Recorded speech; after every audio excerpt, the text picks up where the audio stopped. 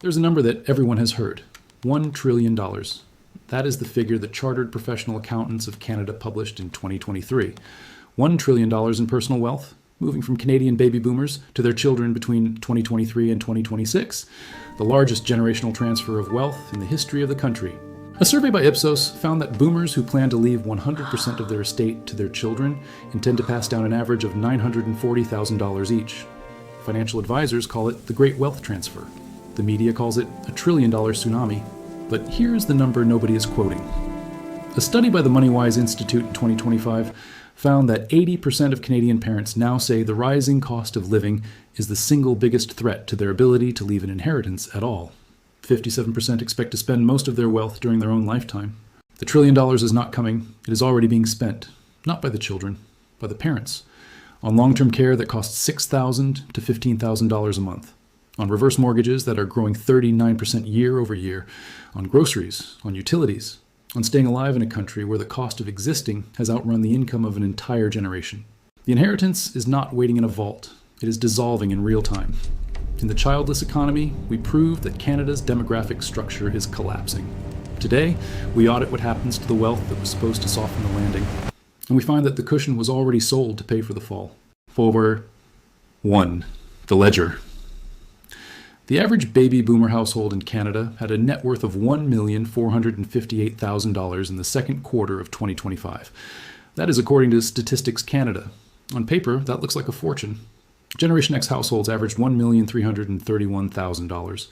Millennials trailed far behind. But look at where the boomer wealth is stored. It is not in savings accounts. It is not in investment portfolios diversified across asset classes. For millions of Canadian boomers, the wealth is in one asset, the house.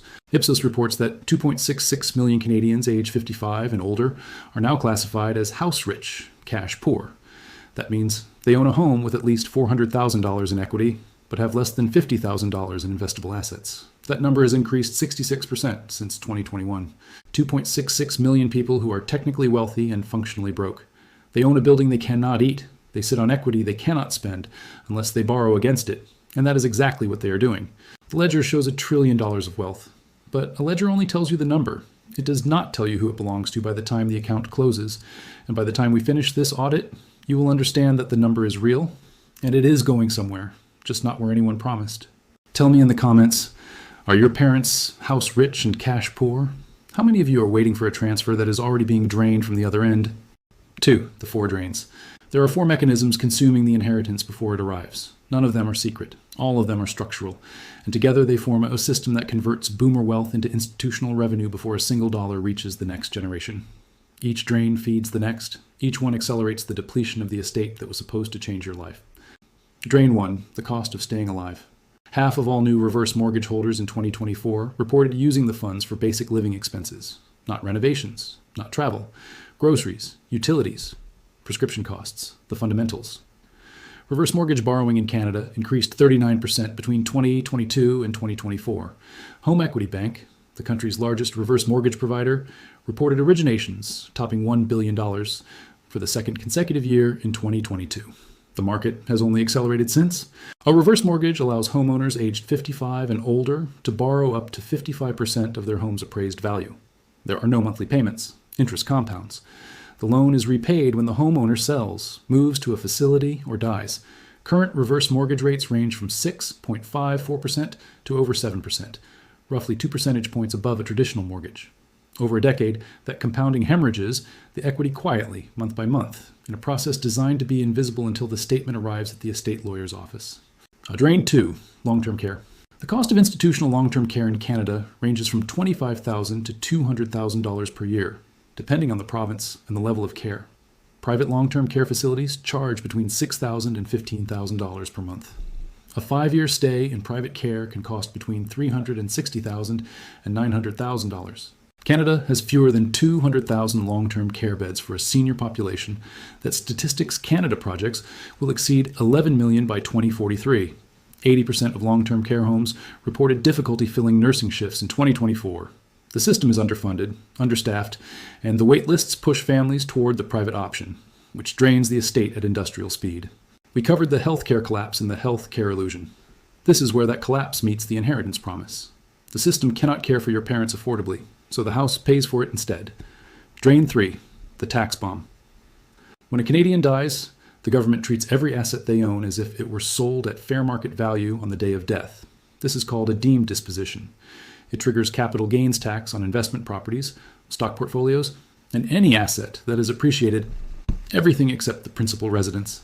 A boomer who bought a rental property for $100,000 that is now worth $600,000 has a $500,000 capital gain. At the current 50% inclusion rate, $250,000 of that becomes taxable income on the final return.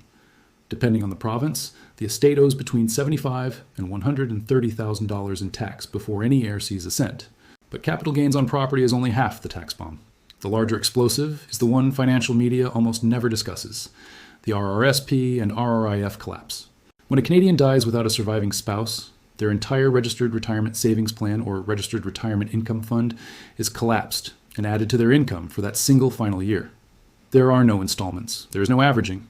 If a boomer dies with $500,000 in their RRSP, the Canada Revenue Agency taxes the entire amount as if they earned $500,000 in a single day. At the highest marginal rates, the CRA seizes nearly 54% of that balance. $500,000 in registered savings becomes approximately $230,000 for the estate, and $270,000 for the government.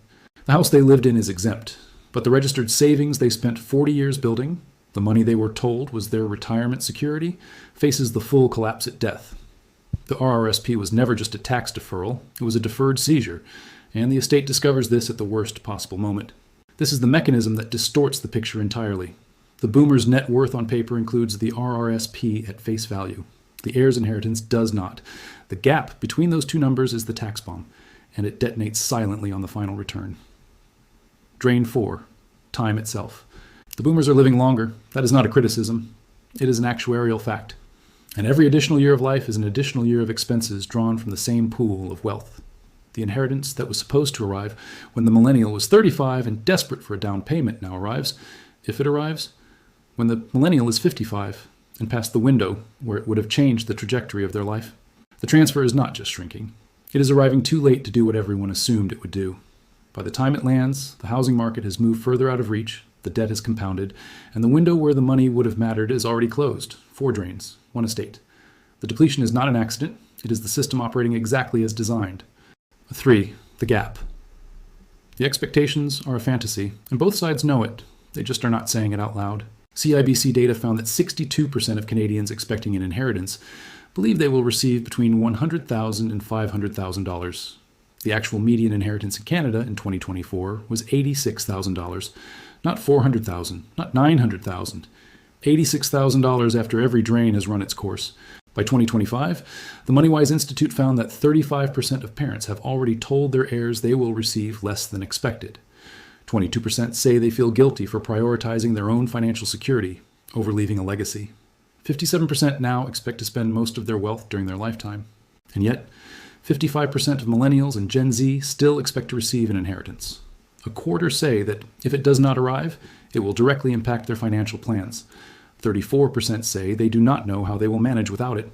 This is the quiet collision. Parents are spending down the estate to survive. Children are counting on the estate to start living, and nobody is reading the actual ledger. The political economist Ricardo Tranjan at the Canadian Centre for Policy Alternatives put it as plainly as it can be stated: wages do not buy houses. Houses buy more houses. If your parents own, you have a chance. If they do not, the door is closed. Statistics Canada confirms it. The likelihood of home ownership for someone born in the 90s is significantly higher if their parents owned a home. The inheritance is not a wealth transfer. It is a class filter. It separates Canadians who were born into property from Canadians who were not.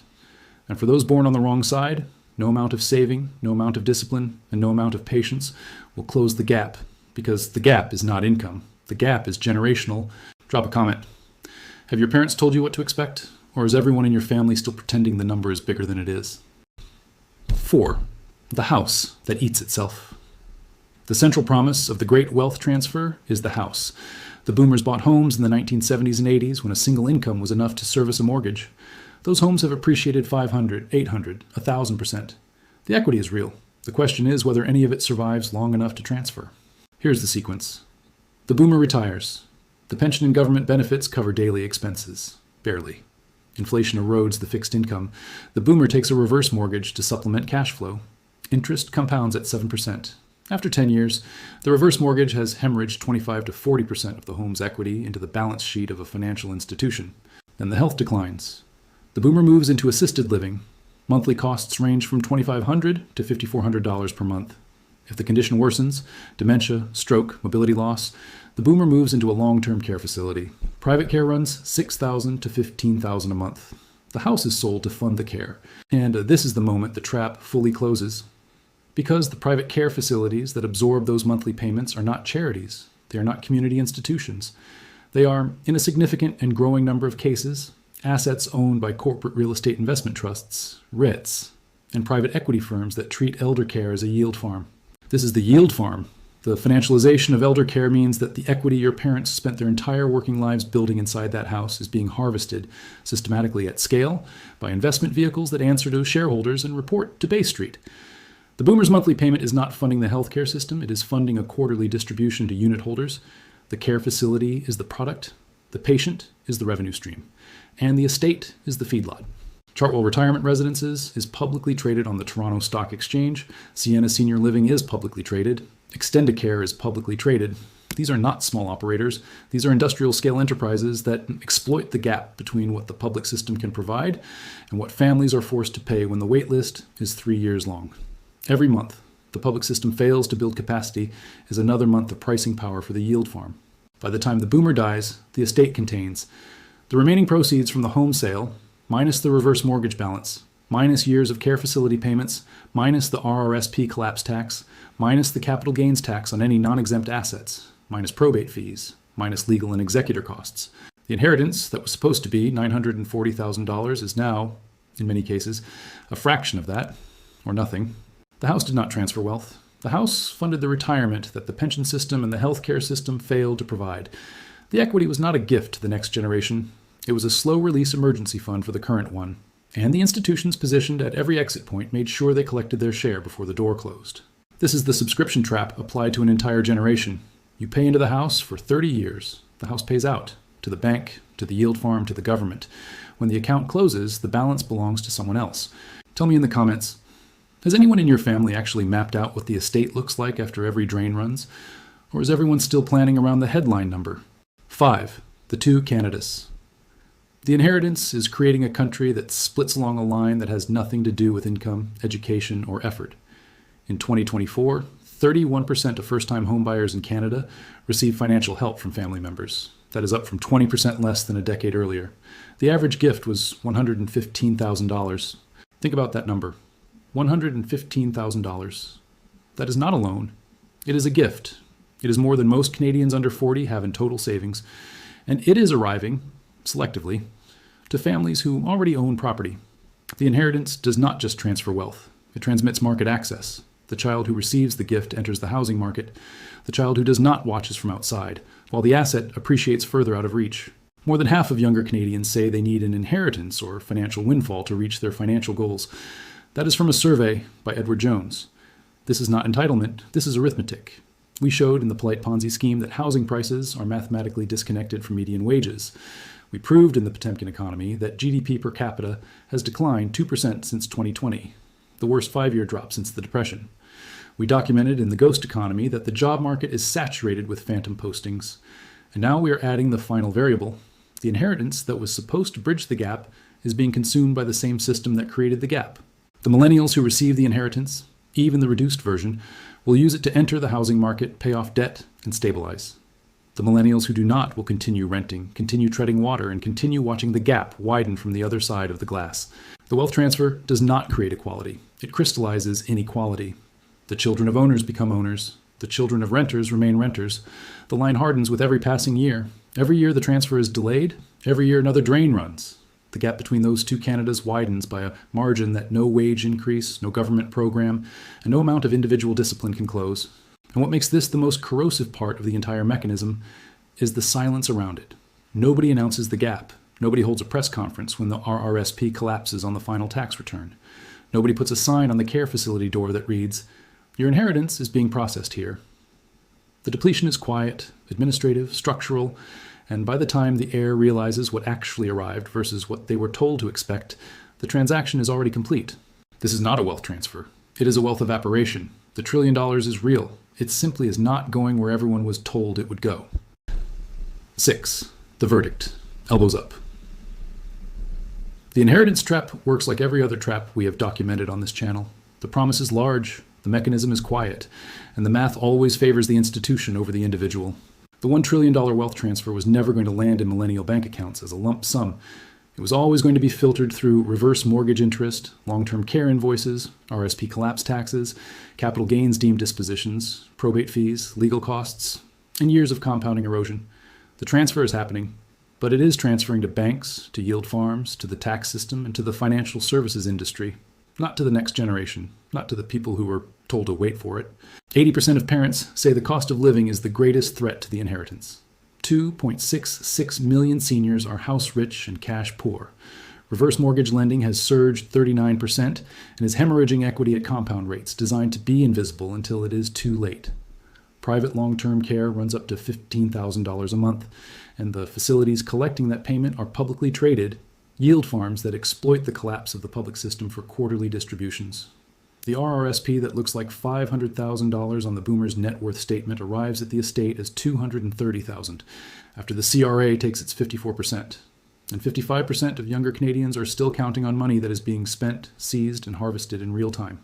The demographic crisis we mapped in the childless economy is not just about birth rates. It is about wealth concentration. A shrinking number of families holding an expanding share of assets, passing them down a narrowing funnel to fewer and fewer recipients, while the majority wait for a transfer that arrives late, arrives diminished, or does not arrive at all. The system does not fail these families. The system extracts from them. There is a difference. Failure is accidental. Extraction is structural, and structural extraction has a ledger. That ledger shows where every dollar went. The reverse mortgage lender took the interest. The yield farm took the monthly fees. The government took the RRSP. The estate lawyer took the probate. And the heir, if there was anything left, got the receipt. A country that tells its young people to wait for the transfer while the transfer is being consumed is not planning for the future. It is managing the decline. And managed decline, as we documented in the Argentina paradox, does not announce itself. It shows up in the data years after the decisions were made, when the ledger is finally read and the numbers do not match the promise, and there is nobody left to ask why. The ledger does not lie. It simply outlives the people who were promised what was in it. Drop a like so more families see the actual math before they plan around a number that no longer exists. Subscribe for the economic truths nobody else will say out loud. And tell me in the comments, are you still waiting for the inheritance, or did you already figure out it is not coming? I am Hoch, and I will see you in the next one.